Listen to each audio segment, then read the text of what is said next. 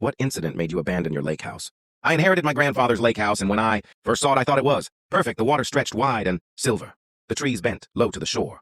The kind of place people dream about for. Quiet summers and long walks on the dock, and it was peaceful. The first few nights were calm, the sound of waves lapping against the wood, the gentle call of birds across the water. I told myself I had found peace, but then I began to notice things. Small at first, the dock would creak at night as if footsteps moved along it. Though no one was there, ripples formed on the water, though the air was still objects. Inside, the house shifted. My boots by the door found soaking wet, though I had not worn them. The mirrors fogged as if someone had been breathing close, though the windows were open. I convinced myself it was being delusional, but then came the whispers, not in the house but outside across the water. I would wake at night to hear my name carried on the still surface of the lake, soft, low, insistent.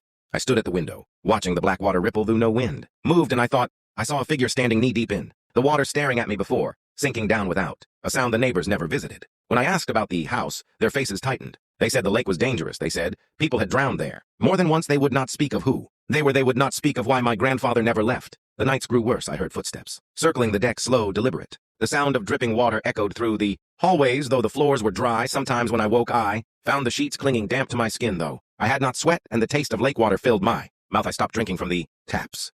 One night I woke to the sound of knocking steady against my bedroom window. I looked out and saw pale hands pressed to the glass. Fingers, long, thin, skin gray and wrinkled, pressed flat against the pane. A face followed, mouth open, eyes dark and hollow, lips moving with words I could not hear. The knocking grew louder until the glass trembled. I turned away, and when I looked back, it was gone, but the glass was wet with handprints sliding down. I closed my eyes, prayed to God, and just like that I fell asleep.